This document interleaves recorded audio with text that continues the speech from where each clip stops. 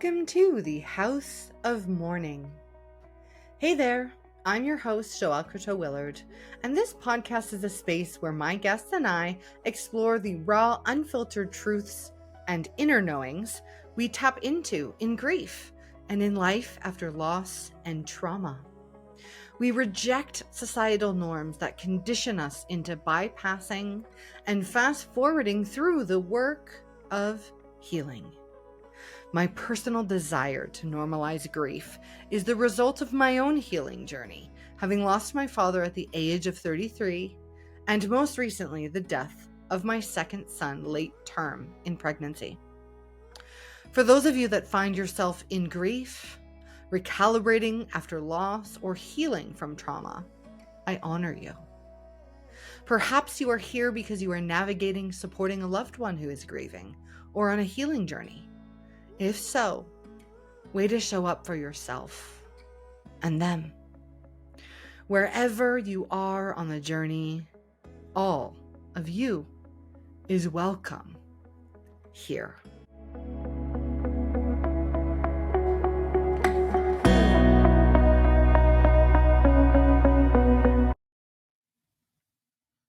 Kicking off episode 2, the first episode with a guest, we have my personal mentor and friend who called me into this podcast space. Literally, she called me and said, "You need to do this podcast. You need to do one. Go." Is our guest, first ever guest in the House of Mourning, Kelly Poulos. Kelly Poulos is an international management consultant, performance coach, and best-selling author of her book, The Secrets to Winning. Over a 50-year period, she has coached, trained, and influenced over 100,000 entrepreneurs, managers, and executives. She has logged in excess of 60,000 hours of coaching and consulting. Kelly lost her son Frankie in 1993 when he was 18 years of age. He was killed in an automobile accident. And from this tragic loss, the Frankie Poulos Foundation was born. This foundation does its work in loving memory of Frankie's life and what he cared about. In his own words, "Someday I hope to have a major positive influence on people and share all the love I have received." The foundation conducts a fundraising drive on behalf of youth organizations in Novato, California, where Frankie grew up. As of this, the foundation has raised over $375,000 for the kids in Frankie's neighborhood. Here we are. Let's dig into the episode. Kelly Poulos, welcome, Oh, Kelly. thank you. Let me begin by saying congratulations, Joëlle. Congratulations on giving us a voice.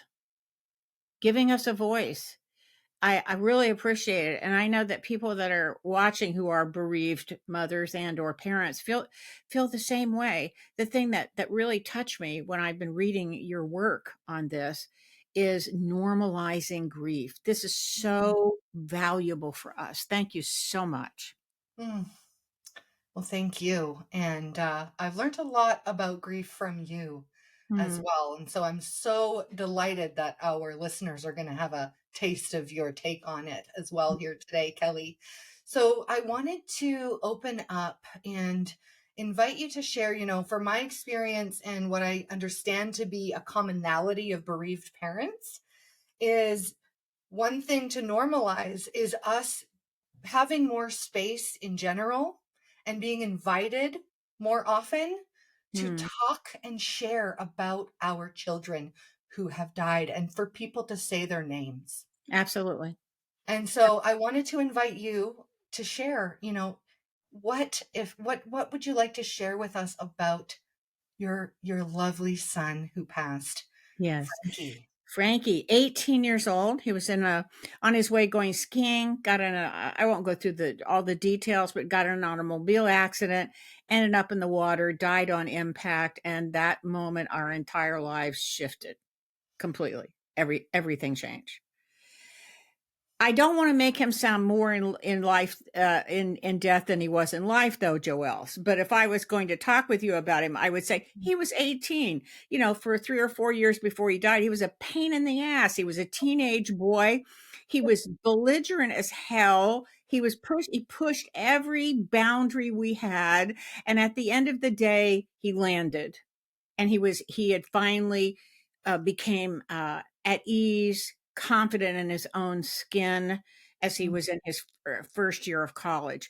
He was funny, he was forthright, he was a champion of the underdog.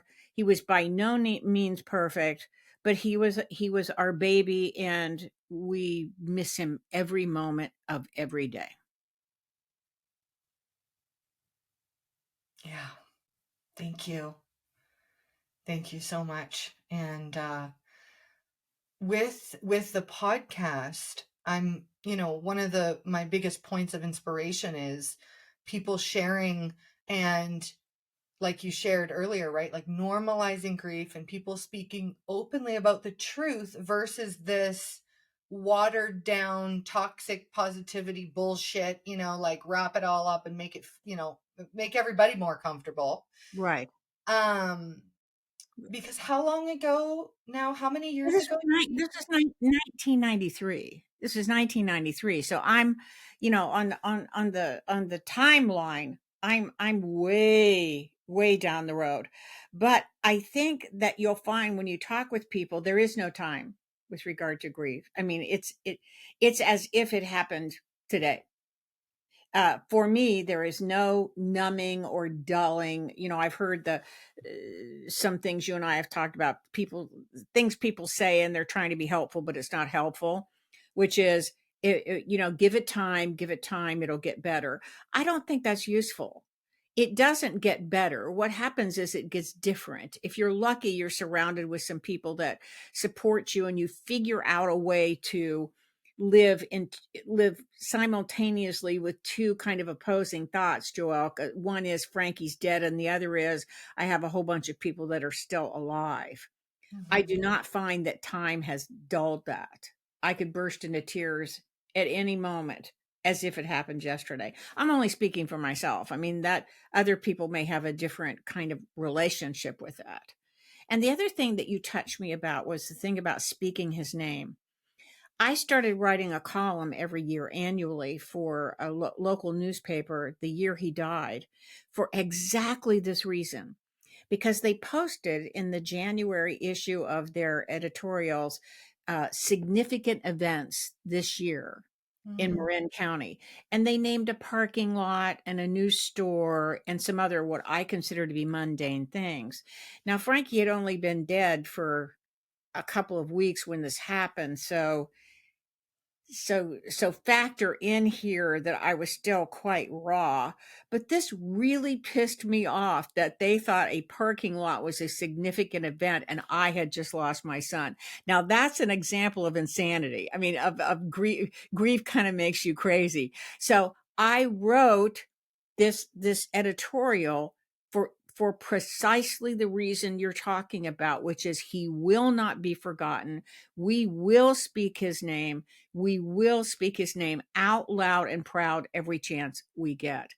And for us, this kind of hesitation about, is it okay to talk about Frankie? For us, it's the opposite. We want to talk about him.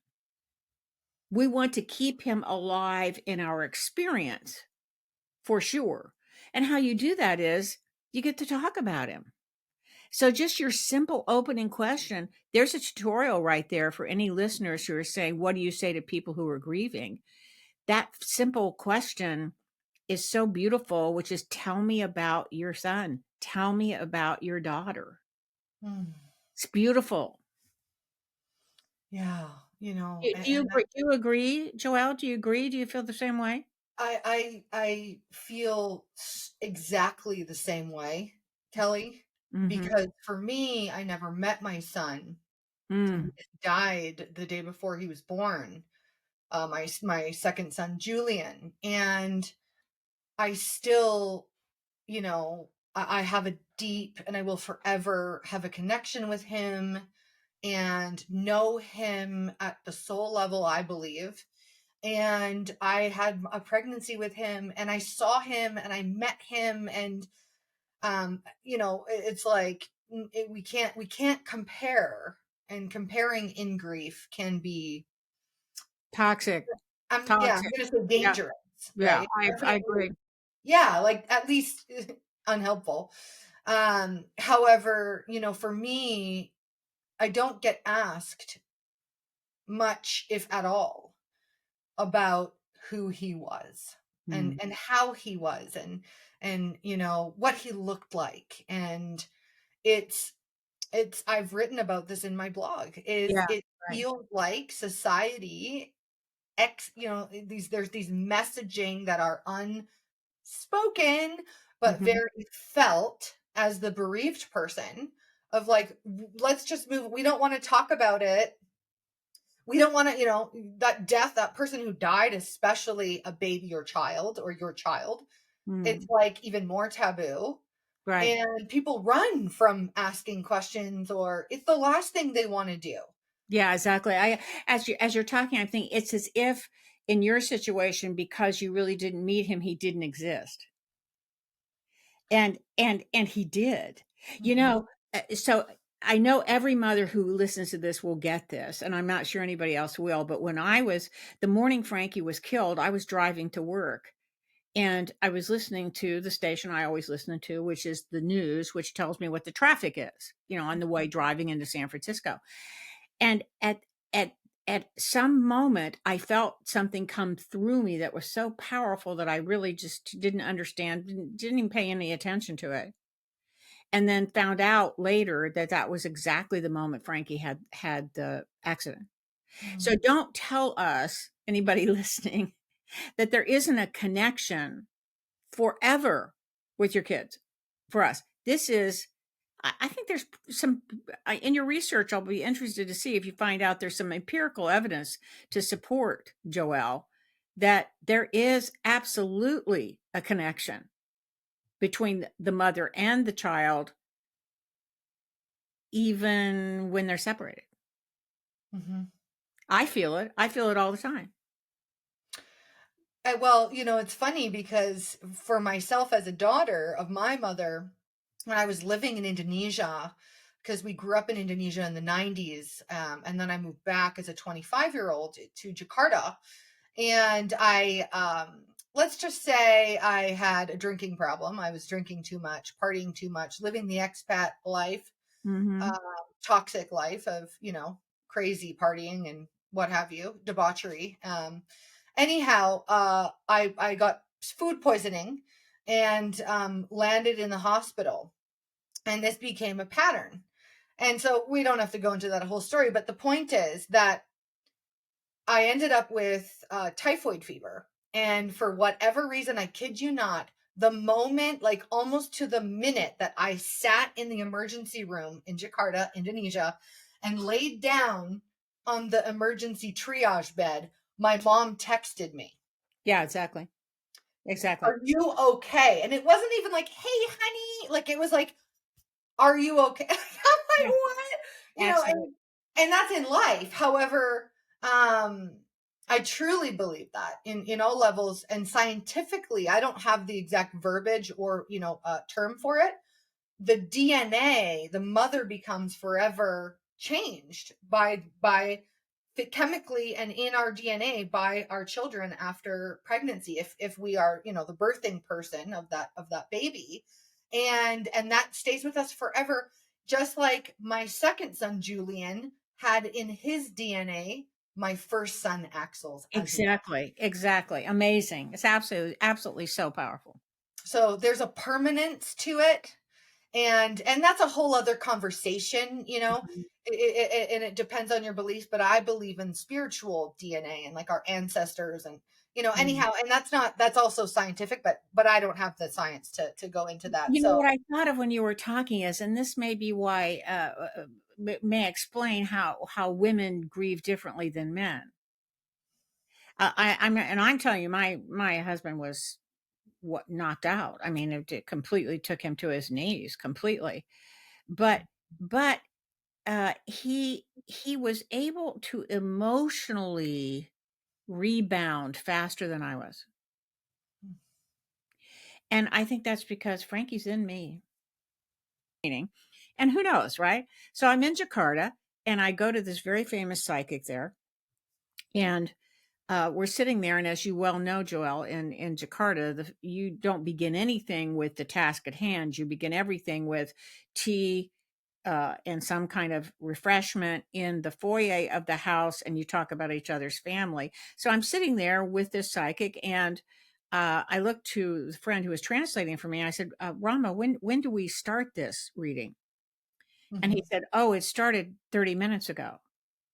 And so then in Bahasa, the psychic said, Frankie's here. And he said, thanks for the socks. And then I knew there was something happening here because Frankie was going skiing the night before. Like most teenage boys, at the last minute, he had a list of stuff he had to have to go skiing. And one of them was socks to put in his ski boots. I had never told anybody that, Joelle. Nobody. It was mundane. It was insignificant. It didn't matter. Mhm. But we bought the socks. The next thing Frankie said was, I'm okay. Mm.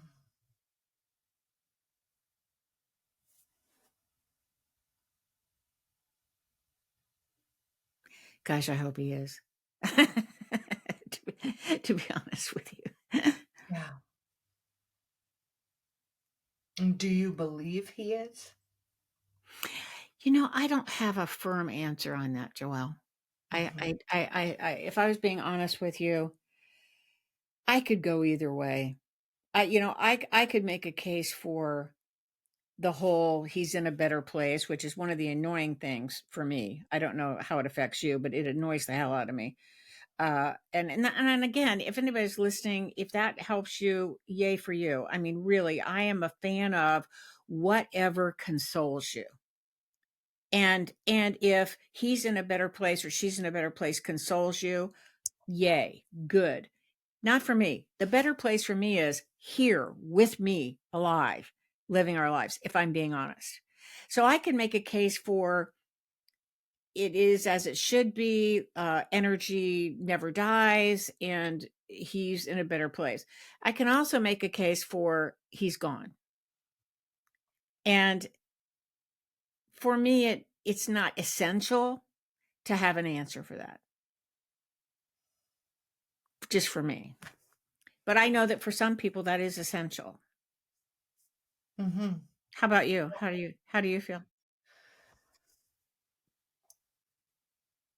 I feel I'm with you around. It's kind of like whatever floats your boat, Mm-hmm. whatever's consoling. If Right. I do feel spirituality. I don't know personally. I don't know how to talk about death without spirituality coming up.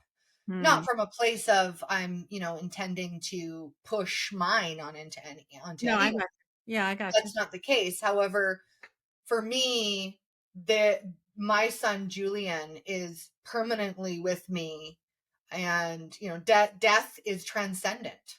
Hmm. And this is going to sound weird. When my dad died in 2019, I felt closer to him in his death than I did in his life. Hmm. Got it. Wow. Yeah. Wow. Wow. Because there was no baggage, nothing. There was just connection, energy. Because I stopped wanting more from him. Hmm. Hmm. Hmm. Hmm. Hmm. And I became real. I got really into Dr. Wayne Dyer's work, Hmm. who my father loved as well. And what I took a lot at that time from Dr. Wayne Dyer's work is all about how can you be in a relationship and practice accepting what is and them as they are versus always wanting them and it to be different than it is. Hmm. Hmm. And unfortunately, it took my father dying for me to experience that wisdom. Hmm. Well, yeah, that is for sure wisdom. For And sure. and so, so it's tough, right? Because Mhm. my dad, we had such it wasn't a bad relationship, but it was so complicated, and he was constantly traveling. He was overseas for 23 years. Mm. I saw him maybe 4 weeks a year for most of my adult life, Oh, if wow. I was lucky. If I was Okay. lucky, and anyhow, so the point is, when he died, I get the point.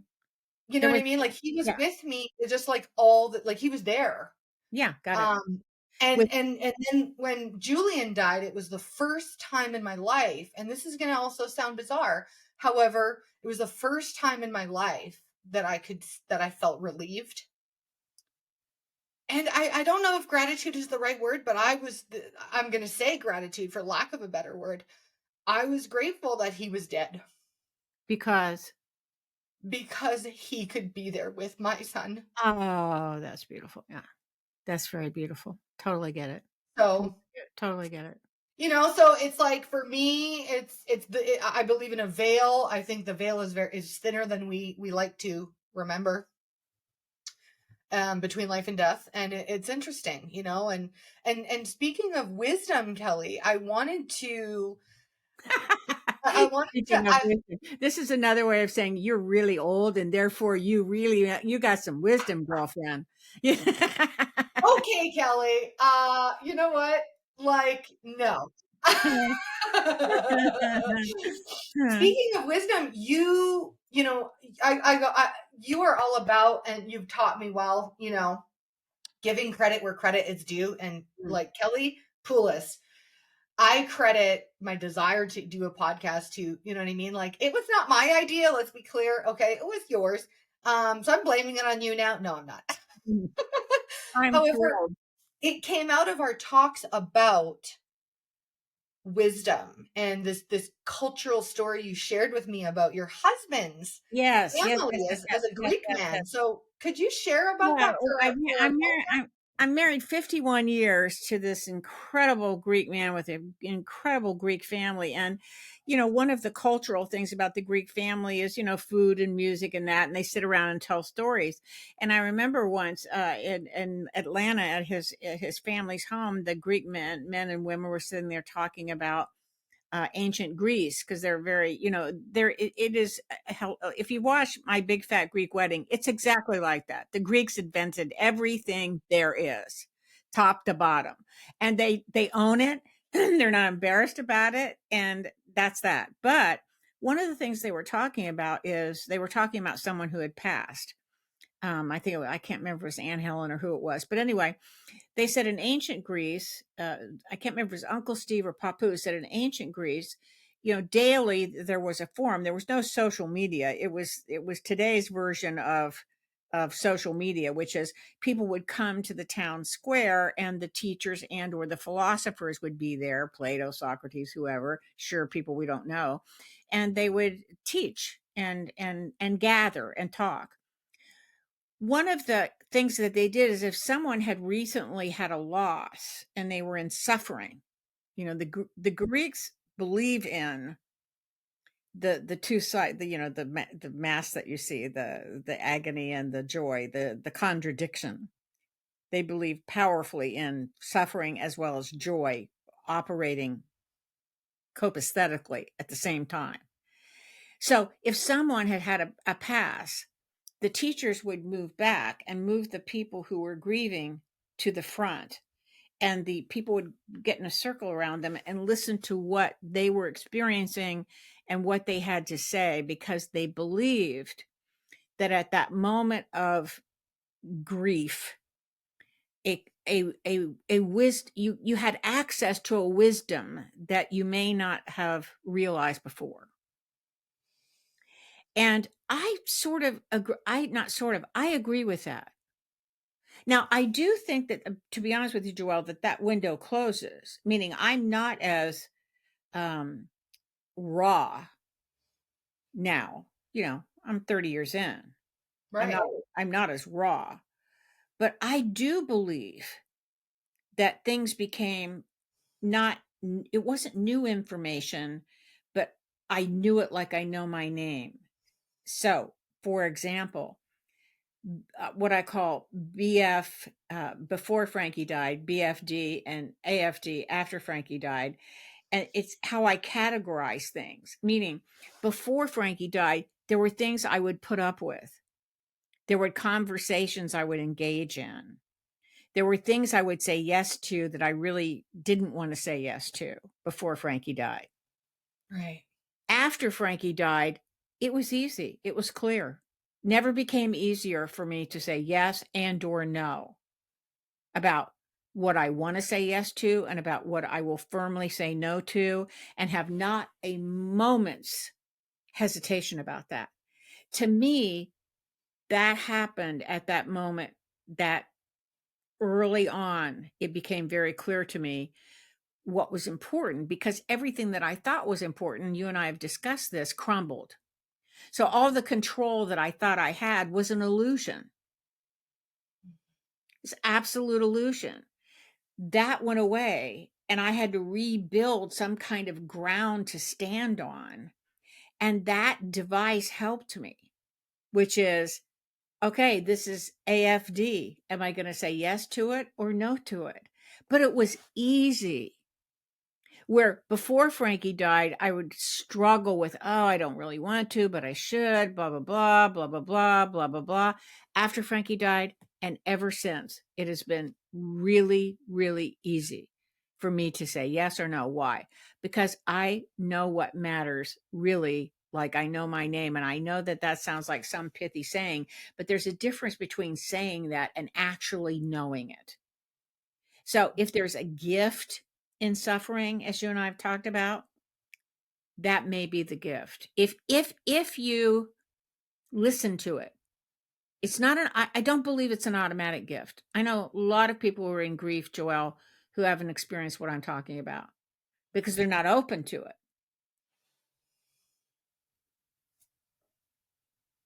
Yeah. Yeah. I mean, it you know, I think there's two things that are really hitting me as you're talking is I felt pretty early on in my grief. This time when my dad died, I suppressed it, so I didn't feel anything. Right. Right. Right. I didn't really feel it. I was a zombie. I was, um, however, with Julian dying, it was like I don't subscribe to the concept of brokenness. I don't believe that humans can get broken, whatever. Because and then we're into fixing and all that stuff. However, for me, it's the first time in my life I felt broken open. Mm. And it was as if all the Mm. pieces of who I was before Julian died Mm-hmm. were on the floor, shattered.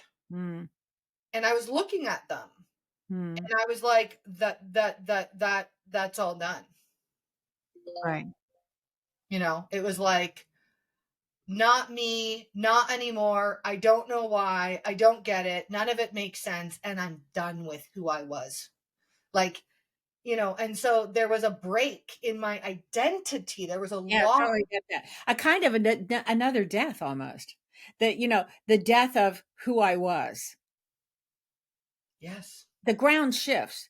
My husband Jim and I have talked about this. There is a seismic shift in the ground that you're standing on, and it's as if you were standing on what you thought before Frankie died, BFD, standing on what you thought was the ground, but it wasn't, and you didn't know that.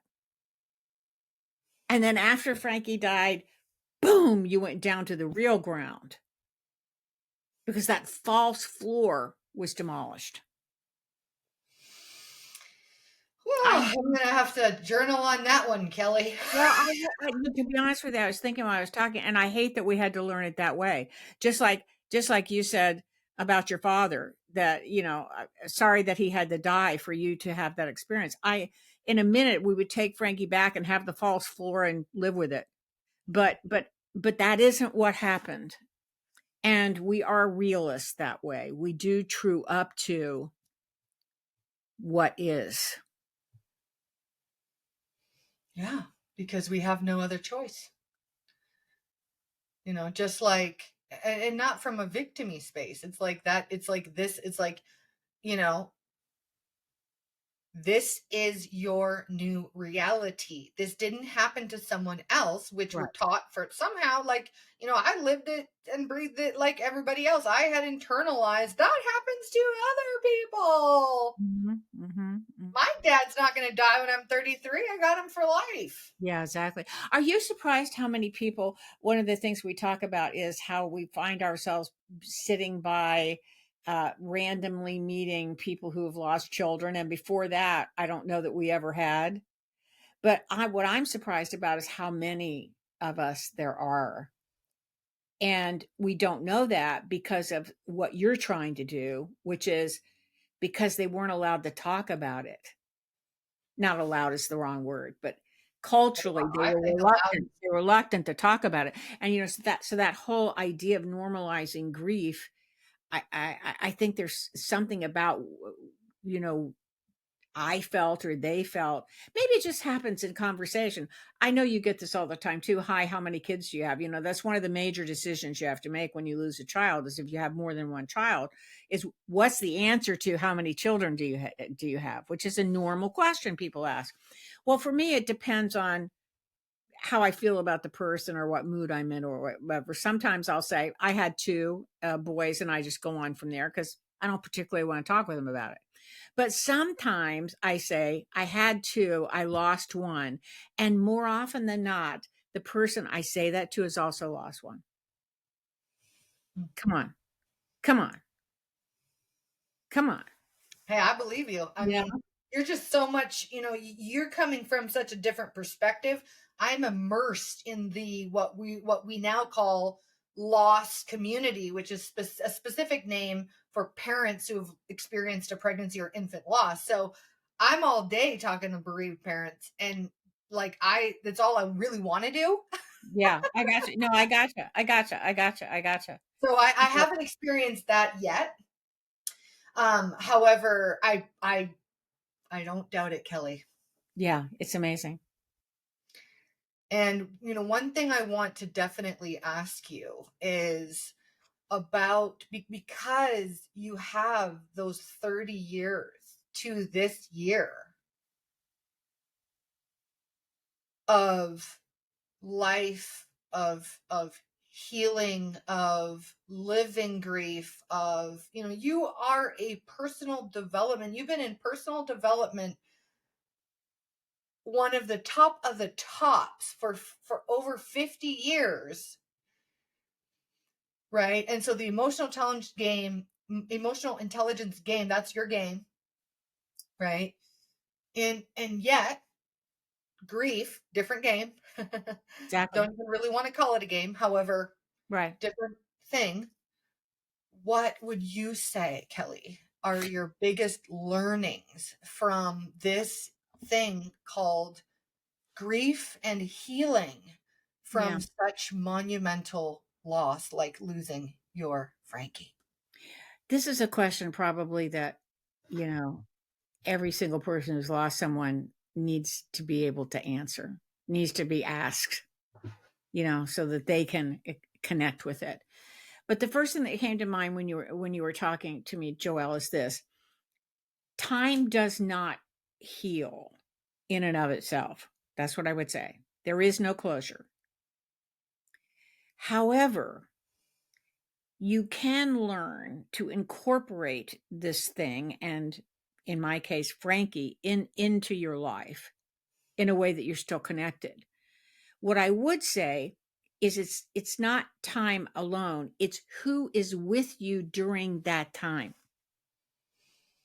So, I think the crucial thing on the journey and healing for us has been who we have surrounded ourselves with for the last 30 years.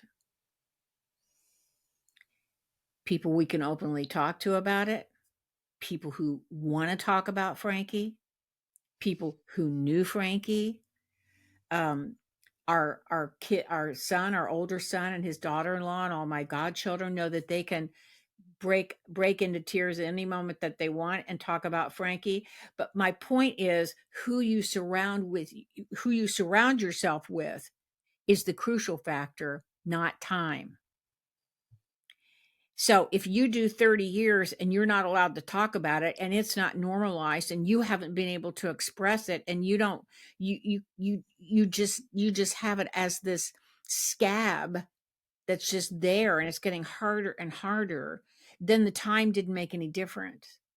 But we were lucky because we were surrounded with an open, loving family and friends that supported us wherever we were at any given moment. The other thing that really helped both of us is we both had projects in his honor, and it was consoling to both of us. You know, my husband is local hero here. He got the road Frankie was killed on divided. It's a whole nother story. You can Google it, Jim Poulos, Highway 37. And out of that, I started the Frankie Poulos Foundation. And I started it because Christmas was such a big deal to him, and I would just dread that Christmas was coming. But now, because of the Frankie Poulos Foundation, I look forward to the fact that for 3 months, every day, nonstop, I can talk about Frankie and get donations to the Frankie Poulos Foundation, which benefit his village. So I want to end it by saying who you surround yourself with makes, in my opinion, Joelle, all the difference. Oh, wow. I've never heard that perspective before. And I know that's a really big one for me to take out of this conversation. And I think it will be for our listeners as well. And, and thank you for sharing about the Frankie Poulos Foundation. And it's like, you know, you are so awe-inspiring, Kelly, as Oh, a bereaved person, what you and your family have chosen to do for his legacy. mhm. It's so incredible, and it's just an immense feat to be able to And do that. I'm gonna say right back at you because, I hate that you had to not learn, but get involved in this endeavor this way because of the loss of Julian. However, that is his legacy as well. Can you imagine how he would feel if he knew that because of his death, grief was normalized? This is a huge friggin' deal, Joelle. Many of us are going to be so grateful. I just want to thank you. Keep writing. I read it every day. I love what you have to say, and the more you get in my face, the more I like it. Well, thank you, and I think he does know. I believe he does know. And so with that, I thank you so much. You can find Kelly Poulos, Poulos, on her Instagram at Kelly Talks or on Facebook under Kelly Poulos. And you can buy her incredible book, Secrets to Winning. Thank you. It's an honor, and now we begin. And now we begin. And so it is.